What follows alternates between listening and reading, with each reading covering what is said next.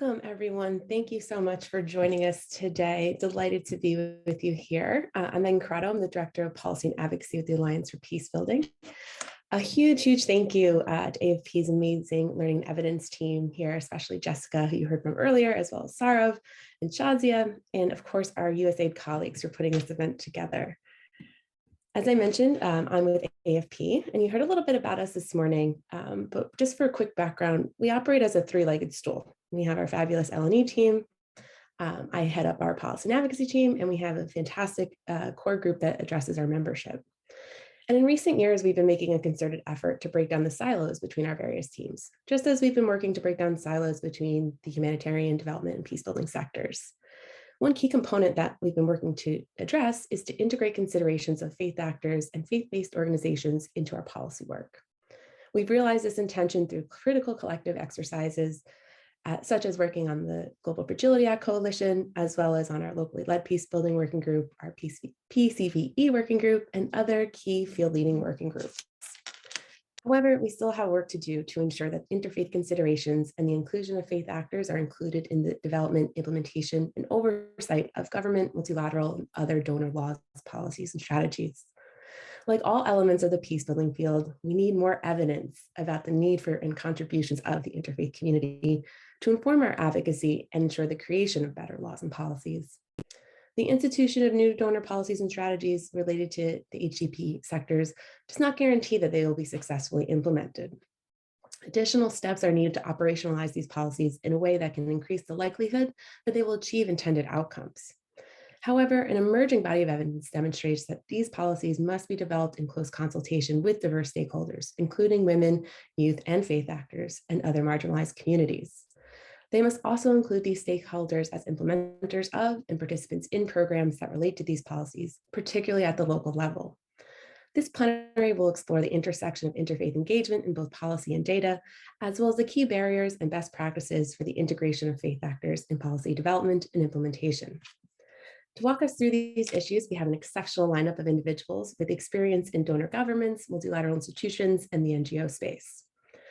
Before I introduce them, just a couple quick housekeeping items. Each of our panelists will give some brief opening remarks, and then we'll have a moderated discussion before opening it up to audience Q&A.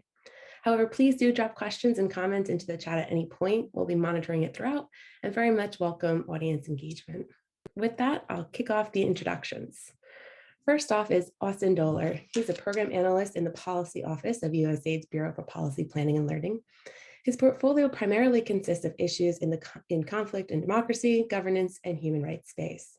He plays a leading role for USAID on multiple key administration priorities, such as the Global Fragility Act, which you'll hear me reference quite a bit because we also work closely on that as the GFA, for which he serves on the Interagency Secretariat and on the Summit for Democracy.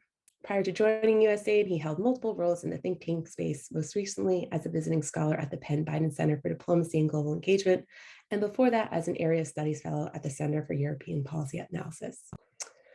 We also have Jennifer McCarthy, who joined the German Agency for International Cooperation as an advisor at the Secretariat of the International Partnership on Religious and Sustainable Development, known as PARD, back in March 2022.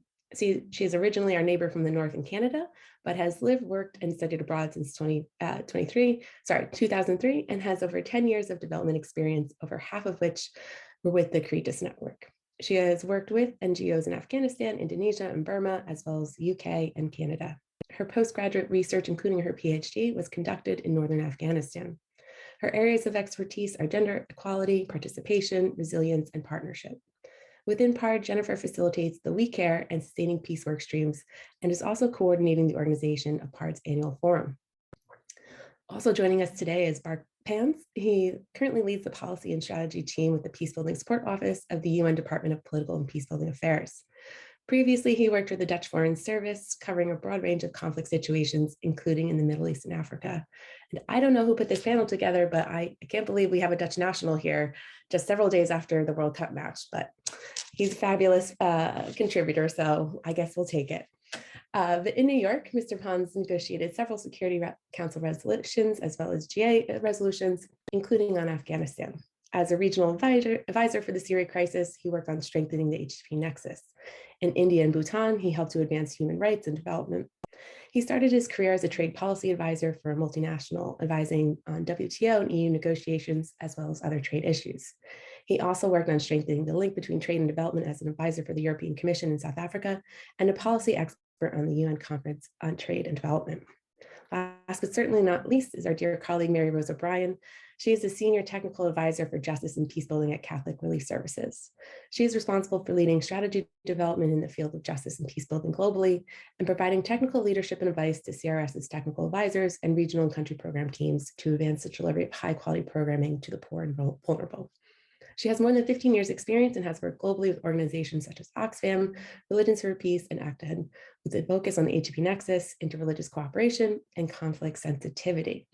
I wasn't joking when I said we had a fantastic lineup here, so I'm so excited for them to be here and so appreciate your time. And now I'm going to kick it over to Austin for some opening remarks. Thank you. Thanks, Megan. And hi, I'm really happy to speak on this really great panel with some amazing experts in this field. I just hope I don't fully disappoint. And it's a really important topic. I'm really glad we were able to convene and discuss it a bit. And before I start, I just want to be clear that I'm speaking solely in a personal capacity and not on behalf of USAID or the US government, yada, yada, yada. We all know the usual caveats, and they certainly apply in my case as well. With that out of the way, I just want to focus my remarks on something that Megan was kind enough to allude to earlier, doing some of the work for me. Someone's taking up a big portion of my time, and I know Megan's time and the time of, imagine some folks on this call today. That's the Global Fragility Act, the GFA. And for those who aren't aware, Congress passed the GFA in 2019 as an attempt to change the way the US government does business in fragile parts of the world. President Biden designated this endeavor 4 priority countries, specifically Haiti, Libya, Mozambique, and Papua New Guinea, and the priority region of coastal West Africa. Specifically, that includes Benin, Cote d'Ivoire, Ghana, Guinea, and Togo. And the GFA is to align all relevant U.S. foreign assistance, diplomatic assistance, and security assistance towards the goals of the GFA. So it's a pretty big deal and a pretty ambitious goal that me and my interesting colleagues are all trying very hard to meet alongside Megan and all of our really great external experts and stakeholders in this long process. And just for further background, I sit on along with some interagency colleagues on what we're calling the GFA Secretariat, which is essentially the core working level coordinators of all GFA efforts coming out of Washington, at least. And we're coordinating with our colleagues in the field, our embassies, our missions, our combatant commands, the ones who will, at the end of the day, take the GFA efforts and change and turn them from something that's come up with in Washington into something that's a lived reality on the ground that makes the real impact. And the GFA rightly ask us in the US government with, again, the partnership of our great external partners to do a lot. They want us to identify key challenges and barriers, to take a long-term view, a 10-year view, in fact, is what the GFA calls for, and rethink how the interagency works together, how the State Department, USAID, DOD, and Treasury, and other US government agencies can kind of do business differently and all cooperate even more hand in glove. And all of those are worth their own individual panel discussions. So don't worry, I'm not going to go into all of them right now, but there is something about the GFA that I do want to focus on for this discussion, and that's its emphasis on integrating local stakeholders in the peacebuilding process. My colleagues in the field working on the GFA have been doing extensive consultations with local actors and stakeholders, trying to turn GFA implementation into a true co-creation process. And local ownership is key given the 10-year time horizon that we have for it. We at USAID across the agency acknowledge that, Congress acknowledges that, wrote it into the law, in fact, that we must do local consultations. So the fact that the US government as a whole is very keenly aware of the importance of local ownership and the impact of and the necessity of local groups fundamentally intertwined with this process is in itself, I think, a really, really important thing. And I am personally, again, I'm just personally very excited about the consultations that have been done with local faith-based organizations. I think FBOs have a particularly crucial role to play in establishing and restoring bonds of social trust and helping give legitimacy to peace processes that marginalized communities might otherwise be maybe a little more skeptical of. And I know we've previously asked of our colleagues in the field, we as in myself and my colleagues on the GFA Secretariat, to try to think about and try to identify some risks and drivers to conflict, as well as opportunities for stabilization, both what exists on the ground that could further exacerbate what we have to address over the course of the next several years for the GFA, but also what are already some good things on the ground we can hopefully build off of and work towards a more stable context. And in different contexts, I noticed that some folks brought up social trust both as a driver or as a possible stabilizer, depending on, of course, the context. These are all very different national and regional contexts. So the drivers and the opportunities for stability are going to look very different. And to the extent that strong social trust is a prerequisite for any peace process, and I personally think it's a pretty fundamental one for it to be lasting, for fragile contexts to become stable, I think faith-based organizations and other local actors will have a pivotal role to play in GFA, because again, I think they have that sort of legitimacy that is organic, and that getting them to buy into the peace process will build bridges between communities that, again, may otherwise maybe more wary of these processes. And this has been the forefront of my mind, and I imagine it'll continue to be. So I really hope that we get to partner further with folks like Megan and Volunteer for Peacebuilding and others in this virtual room on specifically how we integrate faith-based organizations and local actors writ large in GFA implementation and co-creation. Another thing that's been on my mind in terms of faith-based organizations and just religious actors more generally is how they often seem to have this, they also seem to be honestly foundational within development and humanitarian efforts, in the sense that they have multiple roles to contribute. They can be a sort of political and social connective tissue to peace and stability over and above any specific role in a peace process. They have a way to kind of almost sit above in their stature in communities that make them more than just an organization that can provide expertise, but can also kind of get at the holistic ecosystem of a community during a peace process. And of course, they can also help humanitarian actors maintain some key humanitarian principles of neutrality, impartiality, and stability that humanitarian aid, development, and peace building all crucially depend upon. And I just also want to reiterate my gratitude for those in this virtual room and those generally working in the space that we've been able to engage already on the GFA, and look forward to engaging more of you in the future, because really we need the best and brightest minds in this space to be stakeholders in this process, and to ensure that GFA implementation will be as successful as it can possibly be. And I have been an audience member in way too panels where panelists have gone too long their opening remarks. So out of fear of doing that, I'm going to stop there and not be too long-winded. But I really look forward to answering questions from Megan later, and of course from all of you in the audience in a little bit. Thanks so much. Thank you, Austin. Appreciate that. And we definitely look forward to engaging you further on GFA and all things local and interfaith community. So Jennifer, over to you. Great, thank you. Good morning, good afternoon, and good evening to everybody. Bear with me, I'm gonna use my technical prowess to try to share my screen. Don't be afraid, I'm not going to speak for very long, although I've prepared a small PowerPoint. It's more to keep me on track, because there is quite a bit that we could share from the GIZ point of view, but also from the PARD perspective. So I work as an advisor in GIZ. Within GIZ, I'm in a sector program on religion and development.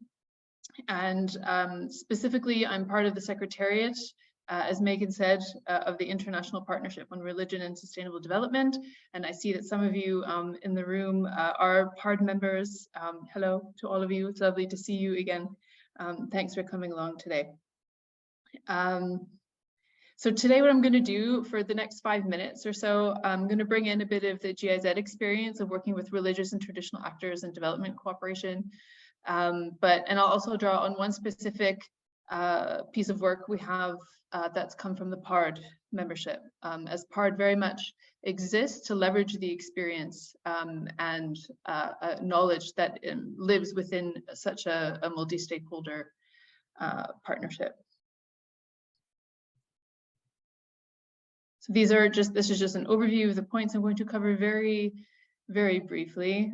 So these two examples, one from Lebanon and one from Nigeria, and then I'll also provide a link at the end for a film that's about 5 minutes long. It's a BMZ image film called Religion Matters, which gives also a really nice overview of what we do in GIZ in the sector program on religion and development and how PARD fits into that.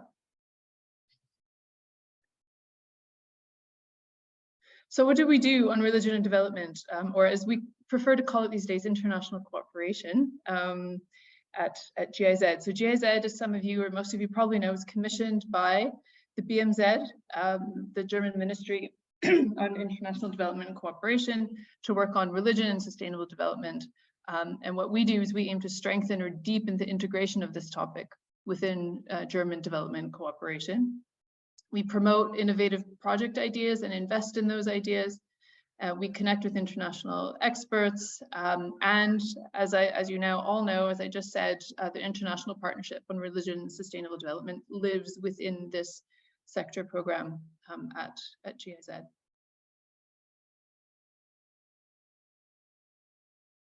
So religion does matter at GIZ.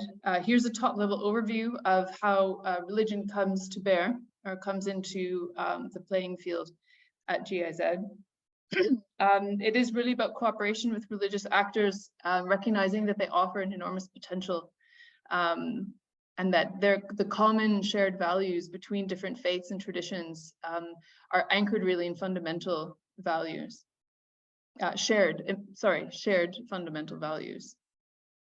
That religious actors, as we all know, can facilitate the creation of access, but then addressing also some of the barriers that we can encounter in our work in this field is recognizing that the ambivalence of working with religious actors and religion or faith in insecure contexts, recognizing this ambivalence, and that there's a need for capacity development in terms of government, as well as GIZ staff, and understanding what it means to be working with religious actors. What does it mean to work at the nexus of religion and development? What does it mean to consider development cooperation and progress toward the SDGs as being mainly viable or more viable in working in partnership with religious or traditional actors?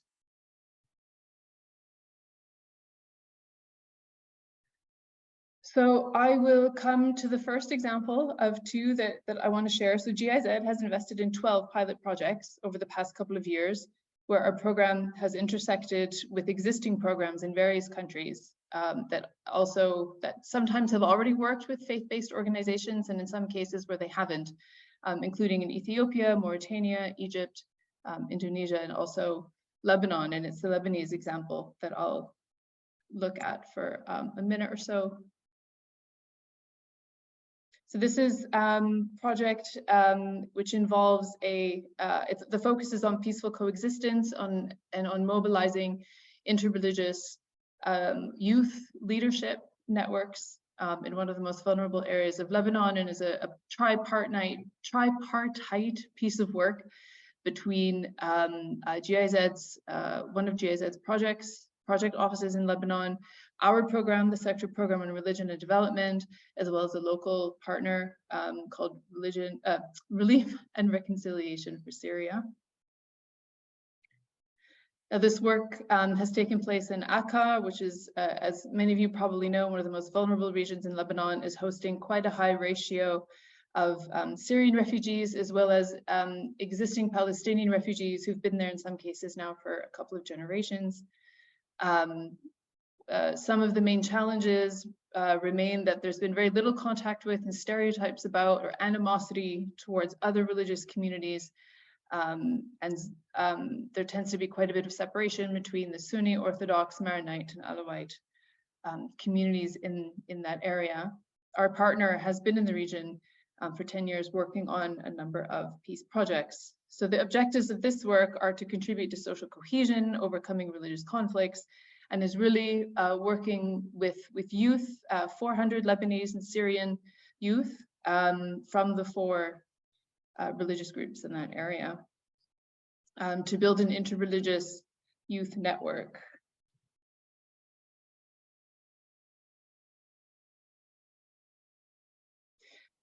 So you'll see here on the screen some of the activities that have been undertaken and a quote from one of the boys who was involved, highlighting how, as we all know, how valuable it can be to engage with youth, recognizing that they don't necessarily adhere to the same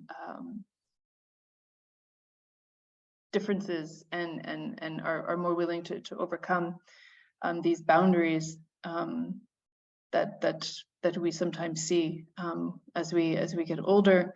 This involved also drafting a children's rights charter, which involved consulting with over 800 children from the 4 religious groups, and chapters in the charter include protection from abuse, liberty and equality and expression of belief and religion, and respecting identity and differences. That piece of work, just before I nip over to Nigeria very briefly, is just in the phase of wrapping up, and there should be some key learnings and obviously a final report coming from that, which will be available also at a later stage. So coming to Nigeria, GIZ has invested with leadership and guidance from colleagues within the PARD network, specifically those working on SDG 16, so the Sustaining Peace SDG, in a deep dive study on the humanitarian development and peace nexus in Nigeria. Now, this is building on a study that revealed that local faith actors do indeed contribute to the SDG, to SDG 16, and there is quite a bit of ongoing work. But the purpose of this particular study is to delve deeper into that and look more closely at the effectiveness of local faith actors, as well as religious institutions, faith organizations, and see what work they've been doing towards SDG 16 in this context in 12 different states in Nigeria, using the humanitarian development and peace lens, or the triple nexus lens, for analysis. We're aiming to identify areas to highlight successes and challenges and identify the particular good practices or promising practices, as we like to say, recognizing that actors working within that nexus are usually very interconnected, and we're aiming to draw out the positive and negative effects resulting from those interactions. So recognizing that the conflict situation in Nigeria, and particularly at the moment with the elections coming up in January and February, that there's a need to try to understand what these micro level tensions can mean and what we can learn from them in terms of the role that faith actors can play in shaping even more effective work towards more effective work towards the SDGs, and more effective work in particular towards SDG 16. So we aim for this work to be an example of the value in moving really beyond recognizing that religious or traditional actors or local faith actors have a role to play, but really qualifying this, problematizing it, and thinking about how to understand areas for improvement, acknowledge where the tensions are, acknowledge what the barriers are, and try to move beyond that. And that work is ongoing at the moment. We aim for some literature to be available early in 2023 on that. So those are my 2 examples. I'll share now a link to a YouTube video. If you on YouTube, you can also just Google BMZ image film Religion Matters, and it should come up. It's a 5 to 6 minute film to again give a bit of an overview as to the role that religion plays in development cooperation within BMZ and GIZ. That's all from me for my opening remarks. Thanks. Thanks so much, Jennifer. Appreciate you. And the very easy to follow PowerPoint, always a good guide.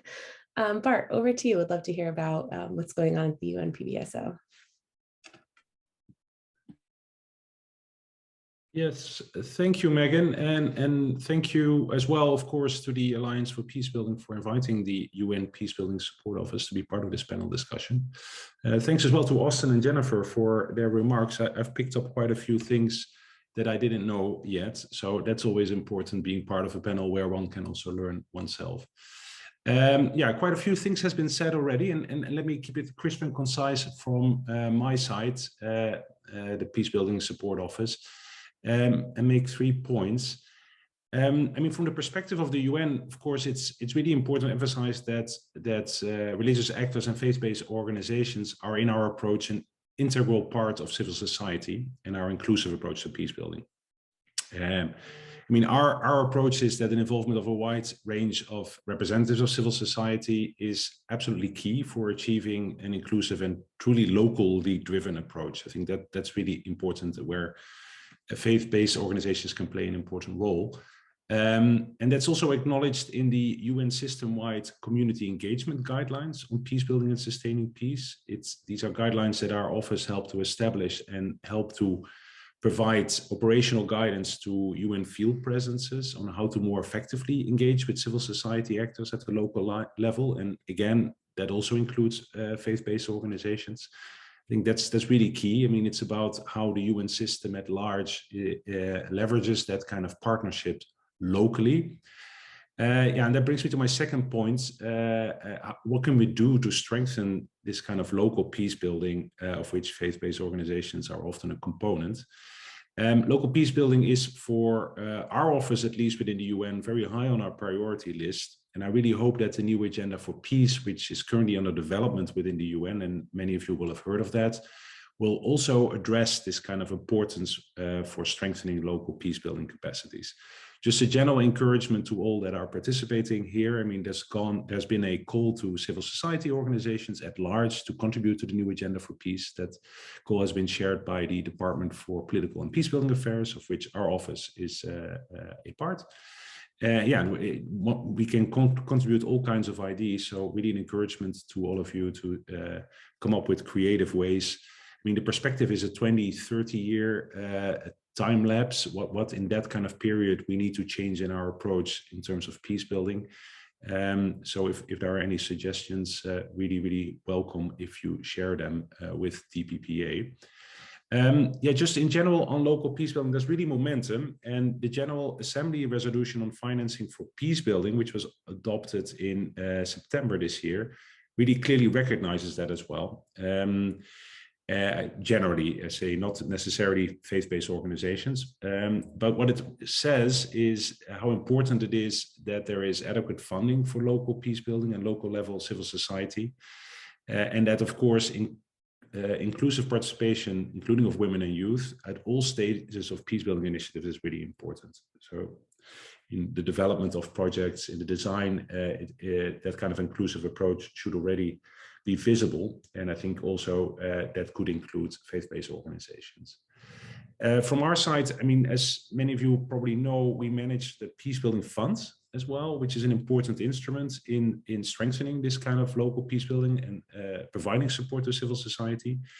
And our ambition is also to strengthen our localization. And through a pilot of the Peace Building Fund in several countries last year, we aim to decentralize the gender promotion initiative and make sure that it strengthens a meaningful engagement with local civil society. Yeah, in terms of projects, I mean, Jennifer highlighted a few interesting projects. Also, the Peace Building Fund finances projects that are run by faith-based organizations. We have examples and good examples in Sierra Leone, Colombia, Myanmar, and the Central African Republic.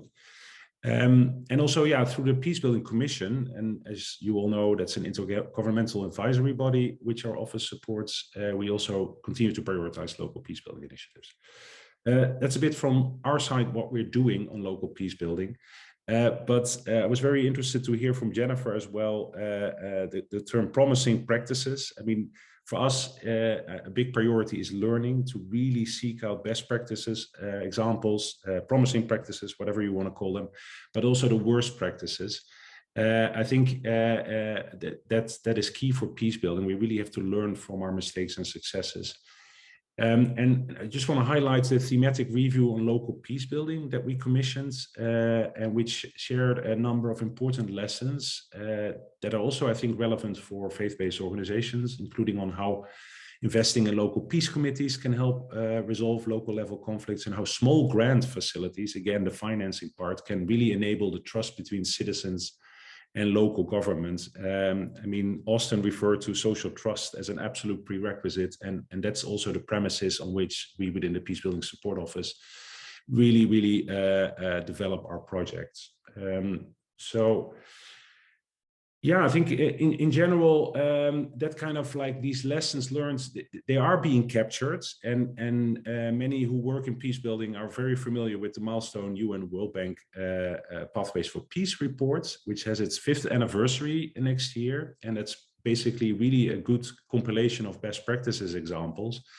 And in that report, looking back to it, there's also an acknowledgement that faith-based organizations can be well placed in peace building efforts. Some examples highlighted in that report relate to preventing violent extremism, and the example of Indonesia is highlighted, but I'm sure that many more examples can be mentioned in that regard. In Indonesia, the government really worked with religious leaders and community organizations that had credibility with their constituents to really make an effort to counter efforts by extremist groups to spread violent messages. I mean, more recently, we see an increased role and relevance of faith-based organizations as well in local peace-building efforts to counter hate speech. I mean, that's an increasing topic that we're all very concerned about, and that ties in a bit with that kind of research on extremism as well, and how valuable messaging from faith-based organizations can be. Those are a few examples from that report. As said, I think there are many more lessons, and I hope to pick up a few, and I did already from the presentations from the previous speakers. What I'm also very interested in is the aspect of South cooperation.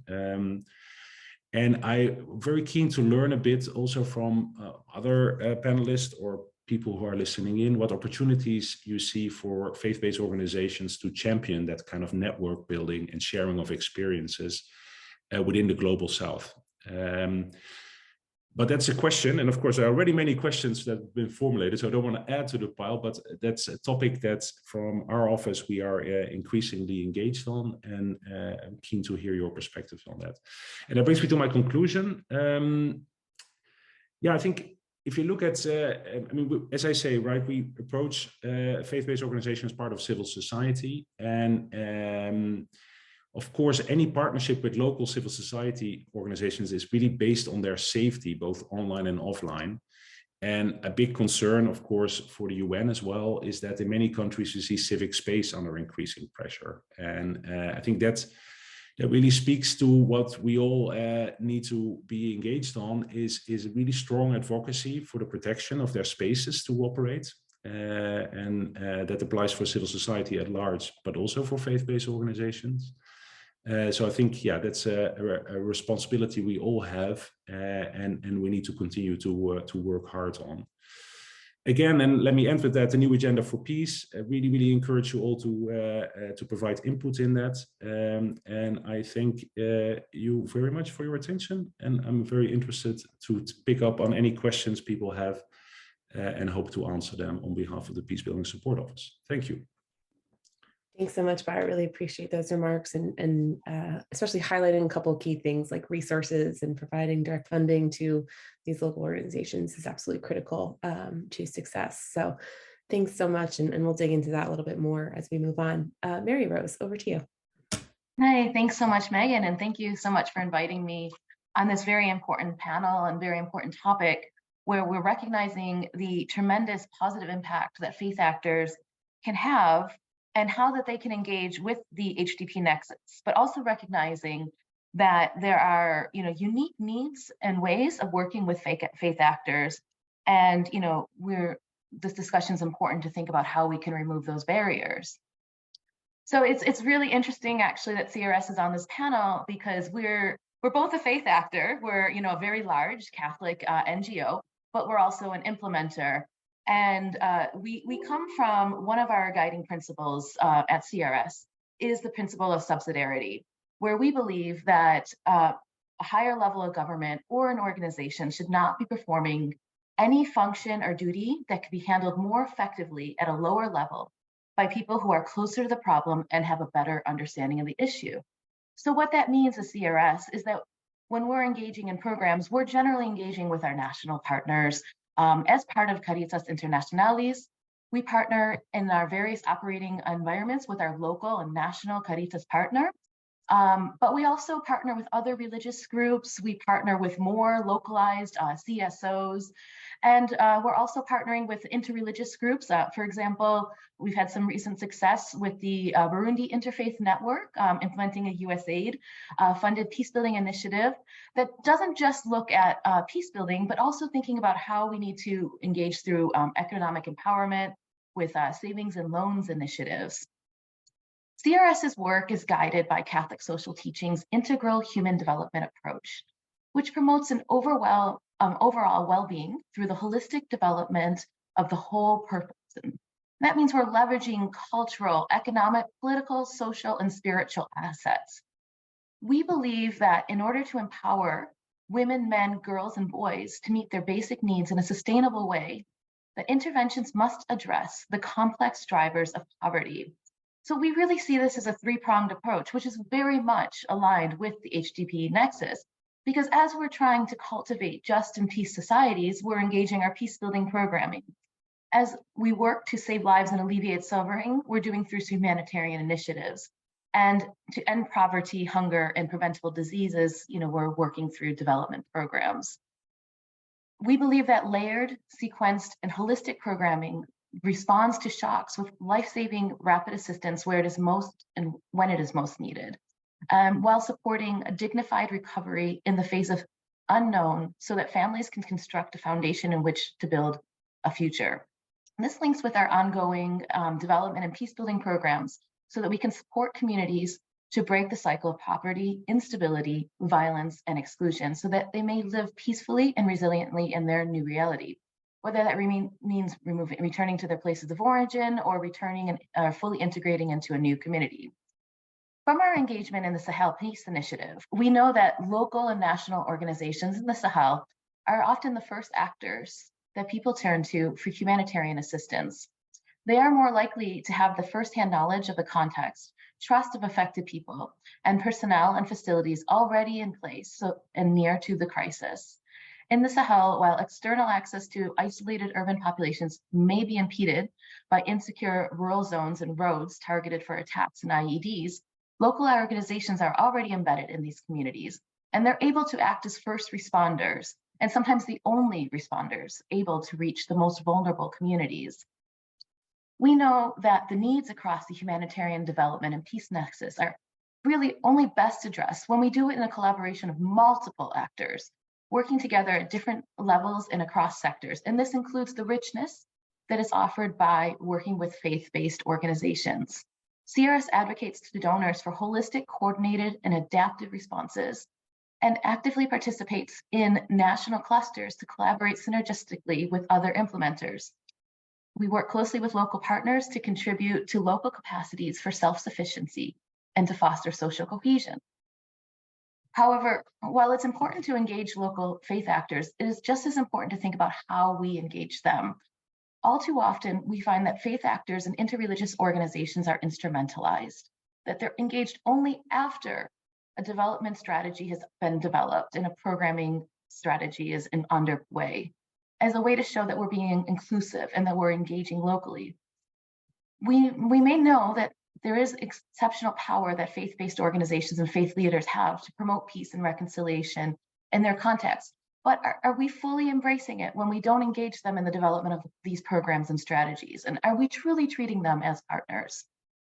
When we don't come from a principle of mutuality, we are not only harnessing the full capacities of the faith actors for the HDP nexus, but we are also diminishing their potential.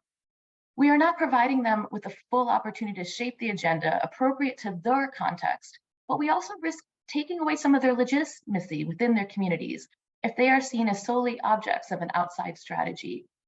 Religious leaders and faith-based organizations are essential to the localization agenda, but that can only be achieved if we learn to lead from behind and give them the time and space needed to develop the movements for social cohesion, peace, and development, and move beyond the narrow thinking of a 2-year project so that we can recognize the real results, the results that are coming truly from the ground up, and take time and strategy built by the people who live there. Thank you so much. Thank you, Mary Rose. Really appreciate those powerful comments, and you really highlight some of the challenges. How do we avoid being extractive in our engagement? How do we make sure that they are full partners from the beginning of the development of policies into the actual implementation, and of course the oversight of policies and strategies. So really great points, and thanks everyone for kicking us off with such rich comments. So would love to dig in a little bit further, and folks, please do continue to drop questions in the chat. We're monitoring as we go, and be sure to get to them as we move through the panel. So Austin, if I can turn to you quickly, and you obviously referenced the GFA and the role local and interfaith actors have played in the consultation, but just curious to hear a little bit more about both the GFA strategy and other USAID strategies. USAID has been doing a tremendous job turning out policies and strategies over the last few years. I feel like a new one is out every day, and you all are, there's public comment period and opportunities for consultation throughout those processes. So we'd just love to hear a little bit more about some of these different policies and strategies, how they are addressing the specific needs of the interfaith community, and what role they can play in preventing or resolving conflict, building peace, and ensuring stability, and what worked well in the consultation process, and maybe what were some of the barriers. So over to you.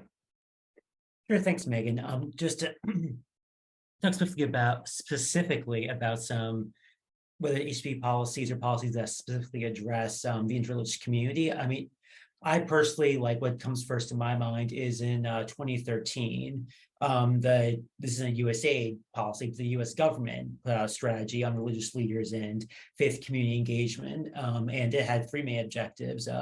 For one, it wanted to promote stable development and more effective humanitarian assistance, wanted to advance pluralism and human rights, including the protection of religious freedoms, and wanted to prevent, mitigate, and resolve violent conflict and contribute to local and regional stability and security. So it's really that third point that kind of shows that even in a strategy that was ostensibly specifically about religious leaders, faith community engagement, the USG way back in 2013 very much at the forefront saw their unique role in the peace building and regional stability and security process, which I think is very indicative that the US government has generally been thinking in the right terms of how religious actors and faith organizations and local actors writ large, of course, do play in the peace building process. And also just to go a little further back, I know I'm going a little further back in time, but just to go back to 2009, my USAID colleagues wanted me to mention, those who had been at this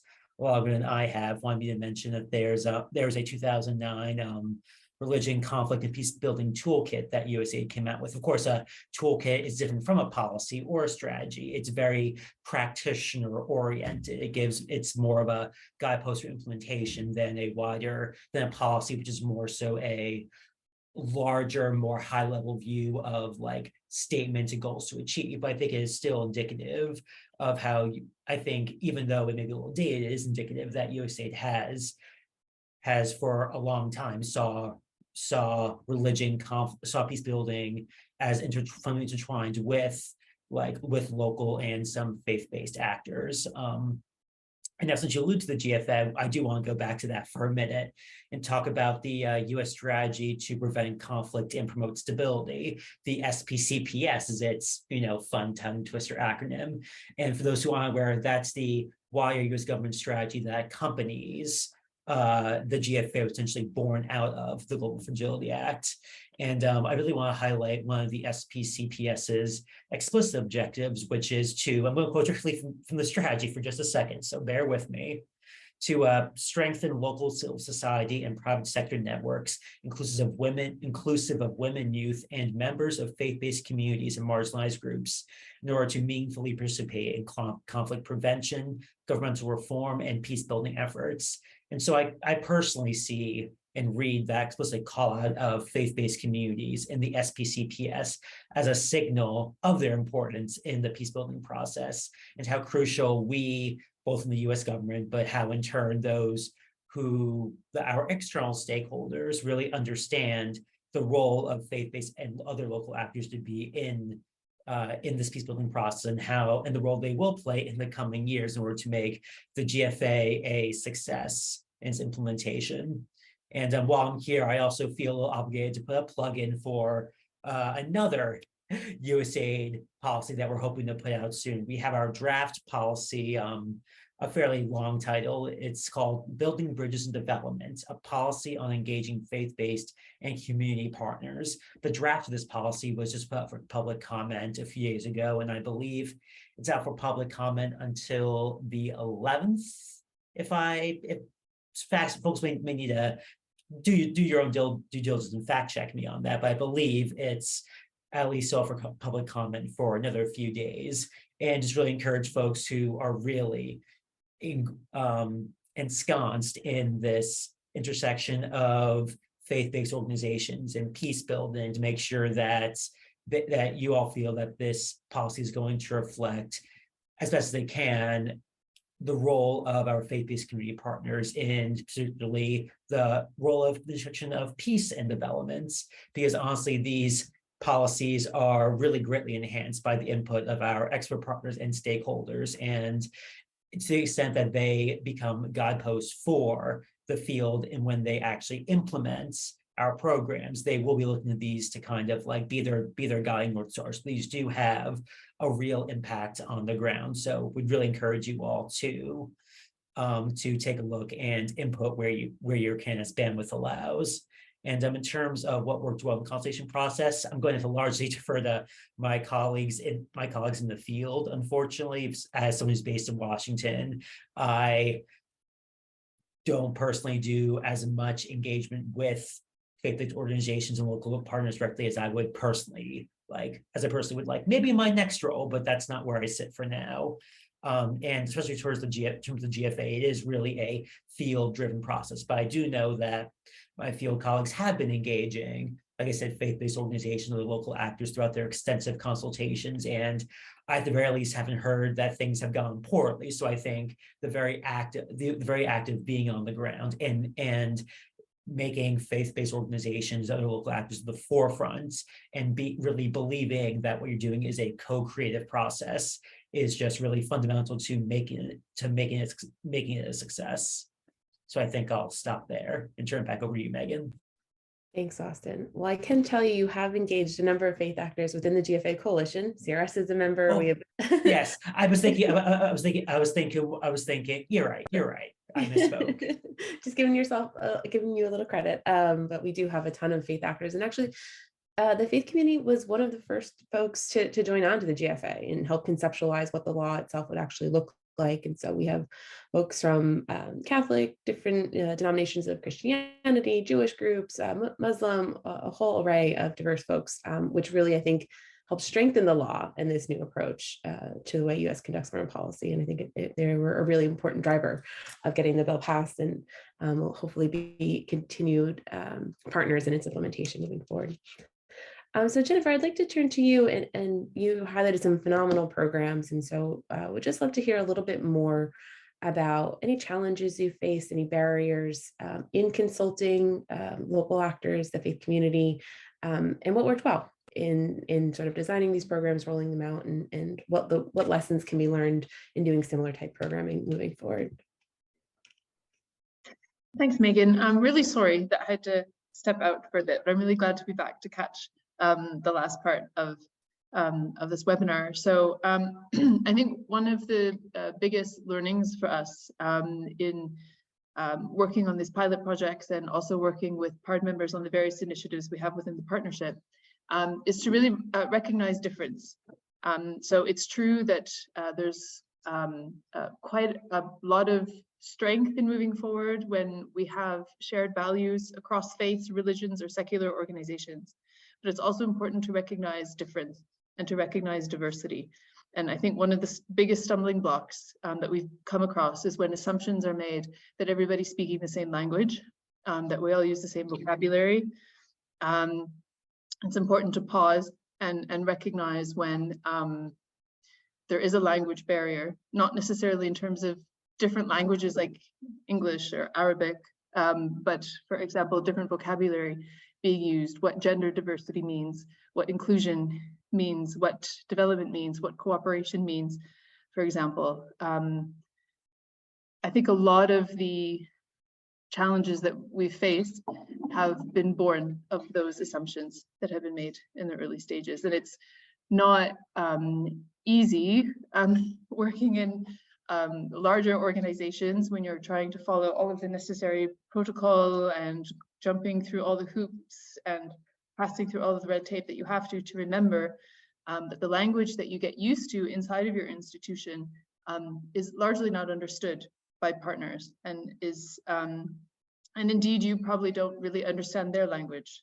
either, and that it really pays to take the time to understand each other a bit more, and find a moment to come to a point where you understand the meaning of the terms that are being used, and that you are actually, in a fundamental sense, heading in the right direction.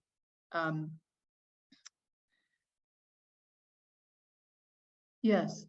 Can I take this opportunity also to address one of the comments that has come up in the question in the Q&A around violent extremism? So strategies that have been developed in areas that are vulnerable to extremism, which I would say is pretty much everywhere in the world. I know there are particular headlines from certain parts of certain countries, but within our GIZ sector program, we also have an initiative on an interfaith work on addressing violent extremism. It's called the IDOV initiative, and my colleague Mona, I'm not sure if she's been able to join here now, but I know that Zarav and I have been in touch with her about her coming along to the networking session later today to share about that youth-led and youth-formed initiative involving young people from a range of countries on their initiatives to counter violent extremism in a range of contexts from a range of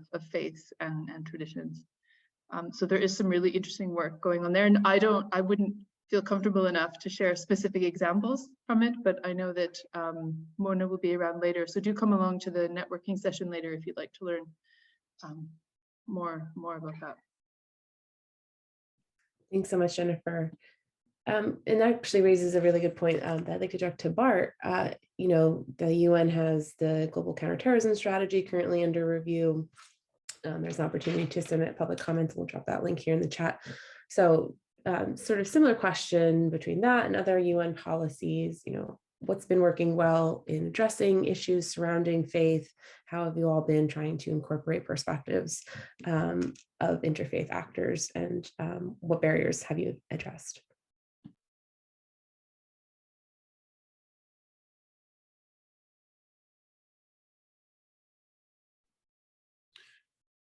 Yes, thank you, Megan. Yeah, I mean, I'm probably not the person to speak in great detail about project implementation and challenges faced, as I'm on the policy side of the Peacebuilding Support Office. But yeah, I mentioned a few of the lessons that came out of the thematic review of the Peacebuilding Fund for local peacebuilding. I think those are also relevant for faith-based organizations. I mean, as also stressed, we don't really make a clear distinction. I mean, they are part of civil society organizations, so it is more the general challenges that civil society locally faces in terms of getting their activities financed, getting the space they need to operate, that we see and that we try to help address, of course, all with support of the national government and national ownership. So it's more part of the general work that we're doing on civil society. So for me, it will be challenging to highlight a specific challenge for faith-based organizations that we've encountered. Yeah, if there are any issues, obviously we are keen to learn from those who are probably part of this discussion and listening in, to see what can we do as part of our general work in supporting peace building locally, to address those. I can't give a concrete example, but I'm very much looking forward to hearing examples that I can then feed back to my colleagues who are working on the project implementation. Thank you, Megan. Thanks, Bart. And Mary Rose, over to you. From the implementation side, what have been the challenges you and your colleagues, particularly in the field, have faced in participating in consultations regarding the development of different policies and programs, but also the implementation? We talked a little bit earlier about how these can sometimes be extractive. So are there any examples in which a donor has been really effective in this consultation process, where they created consistent feedback loops throughout the process? And what other barriers have you and your colleagues experienced? Thanks, Megan. So I think, I really appreciated what Jennifer had mentioned about as far as interreligious engagement. That was also on my points as well, of like understanding when you are engaging interreligious partners, there are different needs. There's different kind of almost red lines and limitations of actors, and how we have to recognize that, they have different standards, they have different creeds that they live by, and they must have for their constituents. So how important it is that when we're working to build interfaith coalitions, that we understand that. But also what's really important is understanding the context, understanding how donors and implementers are viewed in this context. There are occasions when faith actors are requested not to take funding from certain government entities because they're viewed as not really being designing those and just not having full control of the agenda. So this could be particularly problematic depending on the context and how the donor is viewed in that context. And for example, also, we have some places where we have been engaging in interreligious initiatives for decades. For example, in the Philippines, our work goes back as far as the 90s when we worked in Mindanao with a very charismatic bishop who was interested in reaching out and to envision a process and procedures where we had interreligious conversations and dialogues. And those programs have continued because of his strong leadership and his constantly engaging new and active young leaders and youth. So we've been able to work through this, peace building programs, but we find that we have these external challenges when you have leaders like Duterte who come in and start to create a situation where the trust is broken and where people don't feel comfortable traveling to meetings or engaging with one another, so that you may have to actually, suspend some of your programming for some time until there are contextual changes. And, depending on the way that people are, their feelings towards the other, their preparedness, and that's something that we work on at CRS is, we have our 3 Bs. It's one of our signature approaches: binding, bonding, and bridging, where we try to prepare before engaging in interreligious and interfaith initiatives. Binding, preparing ourselves, bonding, preparing our intra groups, and then bridging, working together at the interfaith, interreligious level on different initiatives, connector programming. As far as what do the faith-based organizations encounter as challenges when implementing? They do find that sometimes they're not legally registered as an NGO in their country, and depending on the context, doing so could actually put them in harm's way. So they might not have those financial or accounting structures that fit into the donors' needs and requirements, and even some other implementing NGOs' requirements. So it makes it a challenge. And so without providing that sufficient support for the time and resources to help them and create those operating budgets when it's even possible, it's often that we can't accommodate them into grants. So we have to really recognize that we with local actors that we need new mechanisms like the USAID's partnership initiative and other procurement reforms, knowing that we need to get the right size funding, as Bart mentioned, so that they can carry out the peace building activities at at the local level. And it's also important to recognize that local faith actors may move at a little bit of a slower pace. They have to answer to their congregations, their religious leadership structures. And we must respect that they have to follow their own guidelines and requirements, just like NGOs and donors have to do. We have to make sure that their action aligns with their beliefs and values, because asking them to do otherwise jeopardizes their credibility amongst followers, and it is not good partnership practice in general. And while none of us actually intentionally have those asks, and it may come from, and as Jennifer mentioned, not fully understanding their needs and perspectives of those local faith actors by donors and larger NGOs that are implementing these programs.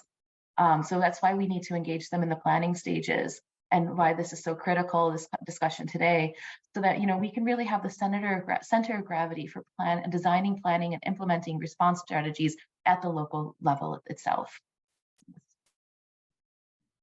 Thanks, Mary Rose. Really great points. And I'm going to ask our donor colleagues to be a little self-critical here, or at least self-reflective in terms of procurement, because procurement is a really big barrier for a lot of NGOs in general, especially local level NGOs.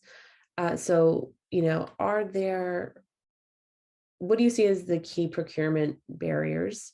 And are there efforts to do things like provide more long-term funding, or reduce the burden of paperwork, or at least have, just Jennifer, as you mentioned earlier, proposals or requests for proposals that are in diverse languages for local communities. So Austin, if I can start with you, would love to hear any thoughts or efforts currently in the works at USAID or USG. I don't really work on that side, so unfortunately I'm gonna have to punt that question to other colleagues. Sorry. Jennifer, over to you. I would never have considered myself on the donor side of things, but I mean, I can simply affirm the need for simplified ways forward. I will hold my sort of GIZ hand up and say that GIZ's not great at that. But I also see that the processes we have in Germany are quite different to processes we have in country offices. And so I think that there's a recognition of the need to meet partners where they're at in terms of what they can provide. If they're able to deliver the work that matters in that context, then there's a responsibility to enable them to do that and not allow procurement guidelines to stand in their way.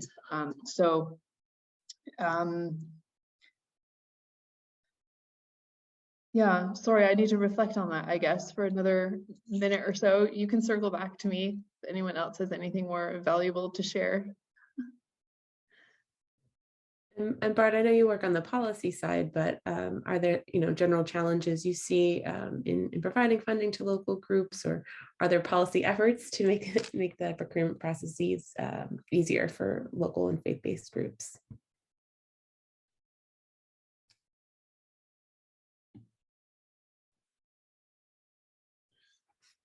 I mean, it's about flexible funding arrangements locally for civil society in general, as I mentioned.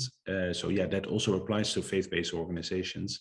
But again, yeah, it's not that we would tailor these flexibilities to that extent that they would direct specific groups of civil society, right? But I think the overarching goal should be that there is adequate, sustainable and predictable funding for all local peacebuilding actors. And yeah, again, if there are challenges that the organizations see and experience, make sure that it trickles up, because as mentioned, it is a topic that as a result of the GA resolution on financing for peacebuilding, the entire UN membership is keen to prioritize, right? So I think we have the backing of the broader UN membership, and that's always very useful. So if there are particular issues, and often they can also be, as I understand from my colleagues who work on that, very mundane about like how do you transfer money locally. These things obviously can be very granular, but nevertheless very, very important to address. But again, I mean, I don't have the visibility on what that particularly means for faith-based organizations as part of civil society. So yeah, I continue to repeat that from our side. since we could approach it as a whole, there's not the kind of texture that relates specifically to faith-based organizations challenges. And then the question is as well, but I'm keen to learn from those who are more knowledgeable on this, if there are challenges that are very specific in terms of financing faith-based organizations. Thank you. Thanks, Bart. Jennifer. Thanks. And now that I've had a chance to wrap my head around your question, sorry, I kind of drew a blank there. I would say, drawing on my experience, not necessarily within GIZ, but in working within the Caritas network and with also some secular NGOs in years gone by, in partnership with grassroots organizations. I mean, I know the localization discourse has moved on a bit in the past few years, and it is becoming a bit more nuanced. And I think there is a general recognition amongst some donors that it doesn't just mean sending more money to local organizations. It's a lot more complex than that, and the approaches need to be a lot more nuanced. Yes, it is about streamlining processes. Yes, it is about longer term funding. Yes, it is about more funding to have more impact at as local a level as possible. But it also means listening when local organizations say, we can't handle that much money. Actually, that's too much for us. We don't want to professionalize. We quite like that we're a grassroots group that can fly below the radar. We don't need to have, and we don't want to have these professional financial management processes. We don't want 3 financial officers. We are 2 people, 3 people in the office, working with local consultants on this, and this is what works best for us. I don't think that that's very easy for those groups, despite all of the talk about localization in recent years. I think there's really a need to listen more, and there's really a need, especially with local faith actors, to recognize that they're not often shaped like an NGO, and that they don't have like a board of trustees or a board of directors, and that they might just be, a church, or they might be a group of people at a mosque or a temple who have been doing work together for years. And I know that those processes for most institutional and government donors, they simply don't exist to enable those groups to get the very small amount of funds that they need. So that would be my view on one of the main barriers going forward. And yeah, I haven't seen, apart from within the Caritas network, there are partnership approaches that do allow for that, but even then there's quite a bit of red tape for grassroots groups to jump through. And some of those Caritas members that I've worked for are also sometimes not so good at listening and not so good at saying, we really hear you. You want, $10,000 a year, and that's all you want.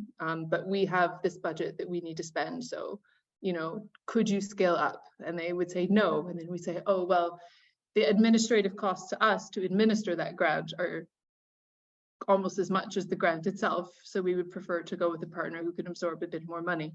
So I know that these discussions are happening on a daily basis, but there is this zone of discomfort and tension, I think, generally speaking, especially with local faith actors and grassroots groups.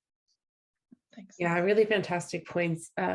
The lack of funding for the informal networks of faith actors and local actors in general is a huge missed opportunity, I think, in funding local spaces and realizing the localization agenda. And like you said, there is a lot of momentum. We have all these great policies and programs even happening, and goals and objectives and milestones we're hoping to hit, but it's hard. It's really hard, or else it would have been done already. And you're turning the boat of bureaucracy to do things differently. And if it was easy, we would have done it already. But how can we start making space, taking a little bit more risk? It's very understandable that donors are risk averse, but how can we maybe do some piloting of programs and initiatives to start to learn lessons and see, maybe we can be a little less risk averse as we move forward with trying to implement the localization agenda. Mary Rose, I'd love to turn to you and feel free to reflect on any of the procurement issues. But would also love to hear a little bit from you as someone who is in the weeds with conflict sensitivity. How do we make sure that this support for local actors in general and faith actors in particular is done in a conflict sensitive way? And I'll give you a quick example. Obviously, the world is grappling with a huge food insecurity crisis, and donors are responding wonderfully and giving tons and tons of money. However, are these communities equipped to handle that influx of cash and address the crisis at the same time? How can we ensure that that type of work is being done in a conflict-sensitive way? Thank you, Megan. And as far as on the funding and what I heard from my colleagues, there's many things I just couldn't agree more on. Of course, the idea of Bart was mentioning sustainable and predictable funding. That's really important when dealing with local faith actors, because these groups they're not here for a program or project. There's institutions have been around for a lot longer than we have, and they're going to continue to be around. So we want to continue these movements for peace, social cohesion, development.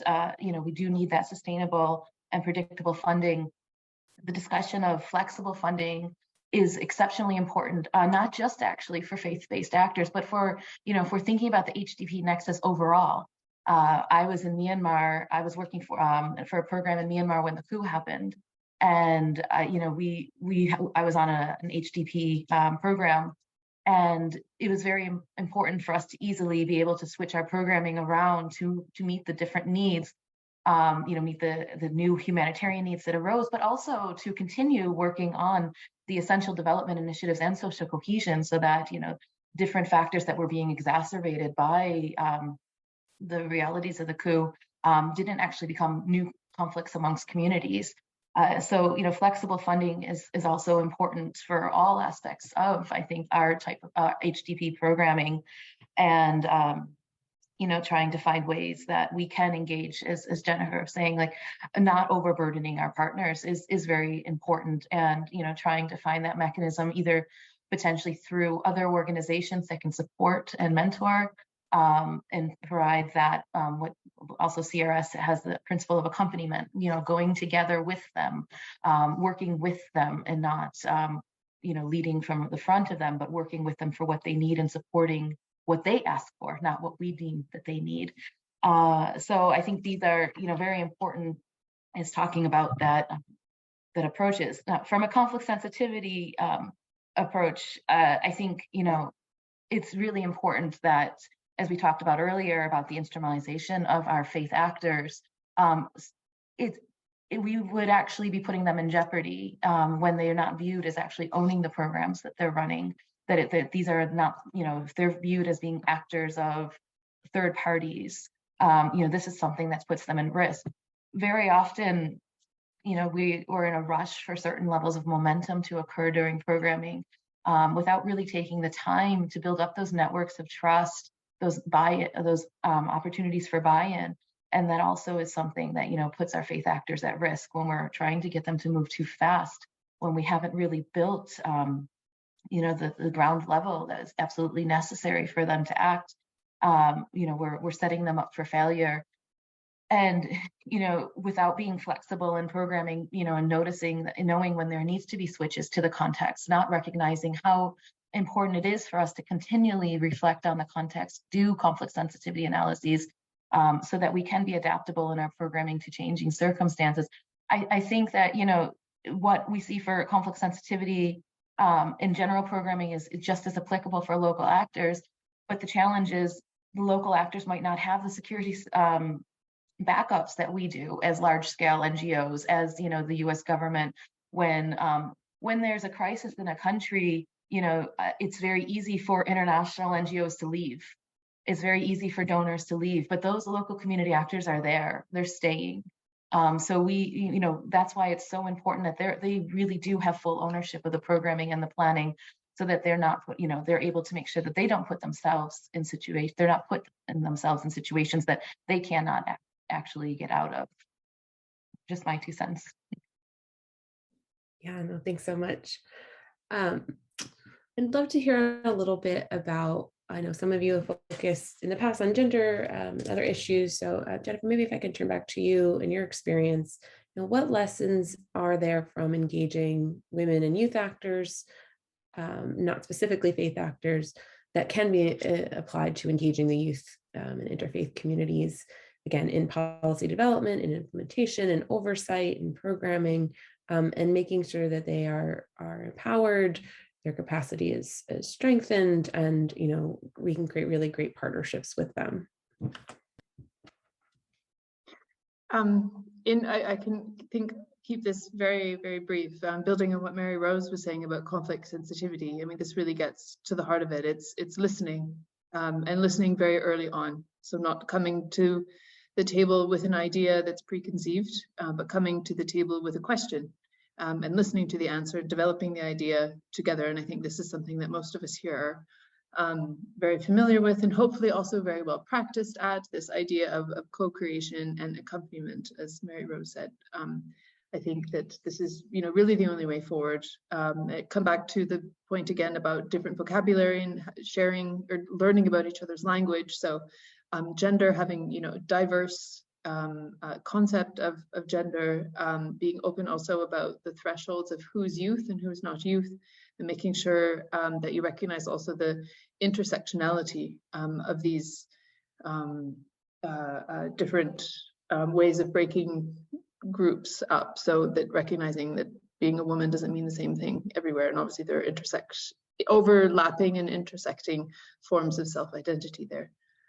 And this makes the work all the more valuable, but also all the more difficult going ahead. I think we need, as a sector, we need to get better at that. And for one, I'm very grateful to the PARD members and indeed our colleagues that I work very closely with in GIZ, who keep reminding us of how critical this is. Because if you don't, well, I think we all know what the results are. We've probably seen it in our years of experience of ineffective and irrelevant initiatives that are disconnected and can actually do harm and feed into conflict rather than support a community to move beyond it. Thanks for that. Yeah, thank you. And Bart, if I could ask you somewhat of the same question, given the UN's leadership on the Women, Peace and Security agenda, the Youth, Peace and Security agenda in particular, are you seeing the lessons gleaned from those efforts reflected in the UN's approach to interfaith engagement, or are there opportunities to do so moving forward? Thank you, Megan. Yeah, I think there really are many opportunities to strengthen follow-up of the Youth, Peace and Security agenda. And it has to do a lot with the intersectionality that was raised, right? I mean, really to frame our engagement with youth as an opportunity as well, in terms of what they can contribute to the trust and social cohesion and driving our peace building efforts into the right direction. And that, of course, should not be tokenism. And I think that's one of those things, people have mentioned engagement early on, but it's also about meaningful engagement. It's not only listening, it really is making youth a partner in developing the peace building thinking and implementing them. So I think, and there is certainly quite a bit of opportunity to expand that. I mean, we're heading into the anniversary of the original Youth, Peace and Security resolution this December. There will be an ARIA formula meeting of the Security Council on this. I mean, there is support among the broader UN membership for advancing our work on youth, peace and security. And that also means institutionalizing it better. I mean, we're making an effort through the Peacebuilding Commission, obviously, but there's still, there's a lack of data, lack of tracking mechanisms, and there are, like for many organizations, also faith-based ones, many challenges for youth-led organizations to access funding. Then in terms of the institutionalization, I think it's important to mention the national action plans for youth, peace and security, and there are not that many yet. Of course, I mean, from a policy side, it's important that it's not just piecemeal, right? And it is part of a broader vision and ownership in a country to engage youth. And these national action plans can be really instrumental in that. So we are, from our side, constantly pushing governments to look at developing one. There are also efforts to develop regional strategies for youth, peace and security in the League of Arab States. They've made efforts towards that end, and currently also ASEAN is thinking of doing something similar. Yeah, so that is to say, yes, very much so that there's space to grow our engagement on youth peace and security in general. And I mean, I've heard Jennifer talk about some youth religious interfaith religious networks and support for that. I think that those are really good examples. I think with a lot of these agendas, obviously, it's not about singling them out, but it's really making them more structurally part of our work. And as I say, leveraging the opportunities that exist through youth to contribute to peace. And I think we all know how, especially in countries with a large youth cohort, this is absolutely essential to drive forward our collective goals. Yeah, so that briefly on YPS, and of course on the UN side, we are integrating it in the mandates of peacekeeping operations and special political missions, although that is also work ongoing. It's actually quite limited to date. So yeah, we need to rally member states around that. So in the field, priority is given to youth as well. Yeah, I think that's it from my side, what I can say on that. Thanks. Over to you, Megan. Thanks, Bar. Appreciate that. And Austin, a similar question to you. So as you know, the United States was the first country to pass enabling legislation for UN Security Council Resolution 1325, which created the UN Peace and Security Agenda back in 2017. We now have a WPS strategy. USAID has a youth policy. So how are those types of policies and agendas being integrated into things like GFA and the localization policy at USAID? And again, building on the lessons learned from the YPS and WPS agendas to ensure the integration of interfaith folks. Sure, thanks, Megan. That's a really great question. So I think, as I was trying to allude to earlier, USAID's policies and strategies, the impact they have is largely, at least in my perspective, field-driven. We try to integrate comments, as you're all aware, from experts both within the agency, within the USG, and external experts. And the ultimate goal is to fundamentally not make this just these intellectual exercises, but really to have them impact the way that we do programming, to kind of make them a North Star or guidepost for folks on the ground. And so I think like fundamentally it is on us to know who to engage, to have a locally driven mindset, to understand the folks that will be fundamentally impacted by these policies, and just like make sure that our value as an agency and as a government align with where we want our programming to be on the ground. So I think that's first and foremost. And so I think it's also part of our effort is drafting these policies, getting them clear, make sure comments integrated, that we're doing the due diligence and collecting feedback that we need to. But I think something that we also have to be very diligent about is making sure that the field sees the value add of these policies. Sometimes folks can kind of feel there's a disconnect between the policy process and what happens on the ground, and not really. And so I think it behooves myself in the policy planning and learning bureau in USAID, but also my colleagues across USAID and the USG who deeply care about policy and believe in policy's impact in driving real change, making sure that we are always making the case to our folks in the field, to our implementers, both in USG and our implementing partners, that this policy has very sound reasoning to be the guidepost under which our programming should always strive towards, and the values that we are putting out there are the values that should be reflected in our programming on the ground. Over. Thanks so much. I can't believe it's gone so fast, so we are coming up on time. So I just wanted to offer our panelists, a minute or so, just any final concluding thoughts, reflecting on what's been said, any other messages or lessons learned, or issues we need to continue to work on to make sure we are truly implementing the localization agenda with a keen focus to supporting our faith actors and organizations globally. So Mary Rose, maybe I can ask you first. Thank you. I actually wanted to just add something to the last discussion about engaging women and youth. We've just done a review along with USIP, and a report will be forthcoming on, peace building in Ghana, and thinking about how religious leaders have this high capacity to actually mobilize women and youth for peace building, and how they can foster social cohesion in the face of these historic grievances.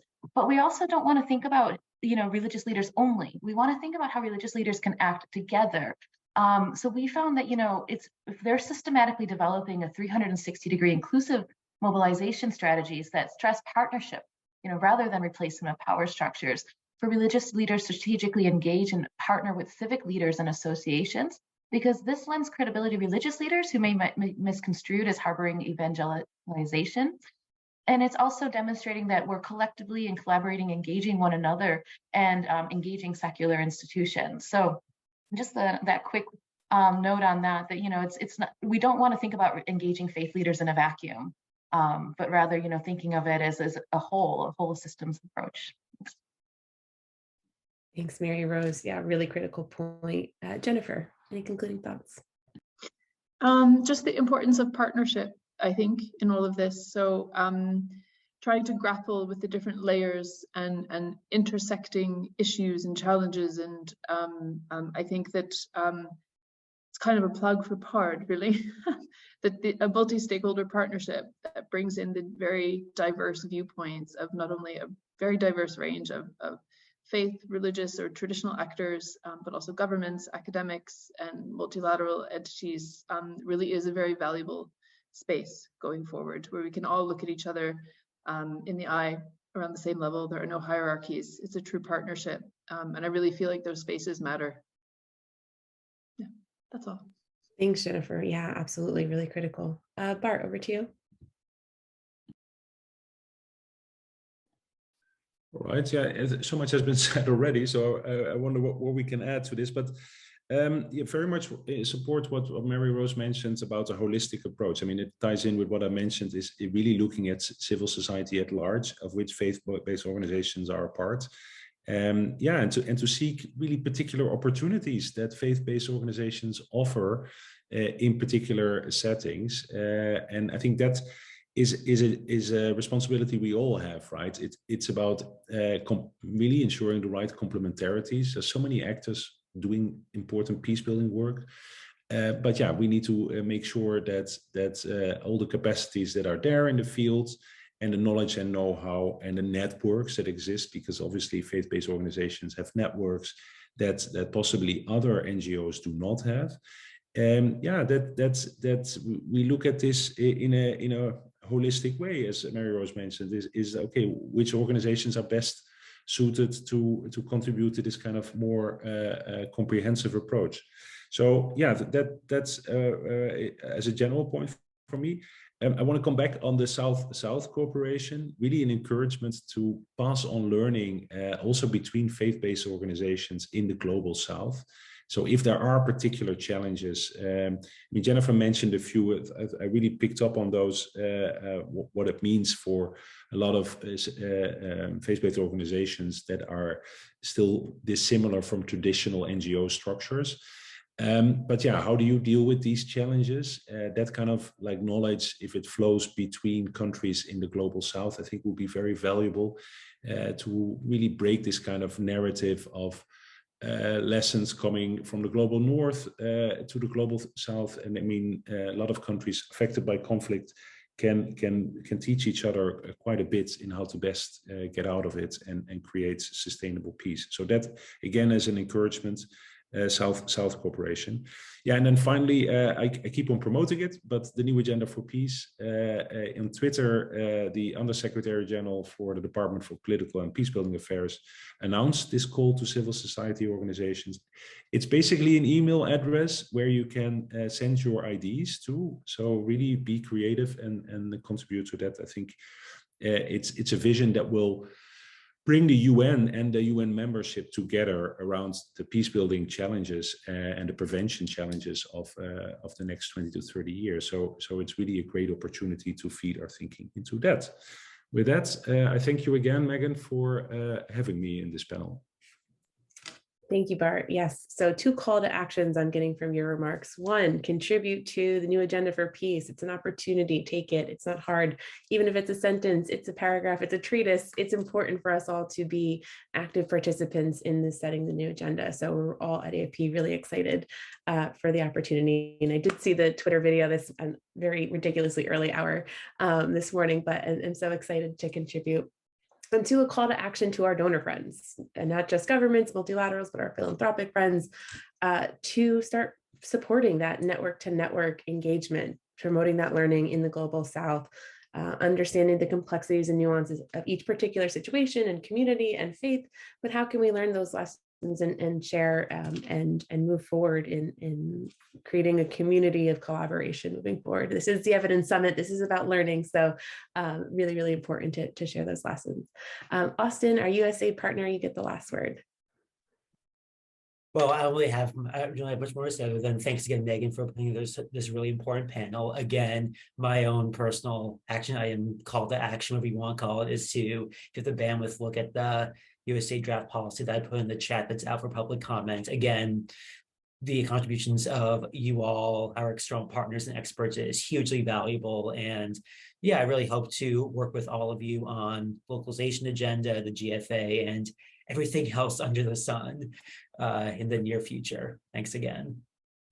Great. Well, thank you, Austin, Mary Rose, Jennifer, Bart, everyone who joined us this morning or afternoon, evening, wherever you're dialing in from. So appreciate your time, your thoughtful comments, and really excited for you to hang on with us for the next day and a half. So the summit's going to take a little break here, about 10 minutes or so, because we went a little over. But we have a fantastic session coming up, and might be my favorite, titled one, What's Faith Got to Do with It? The State of Evidence on the Effective Religious, Multi-Religious, Interreligious Action in HDP Field. So please make sure to join us in about 10 minutes. And thank you so much. Wishing you all the best and good rest of your day, and look forward to engaging on these issues moving forward. So thanks all.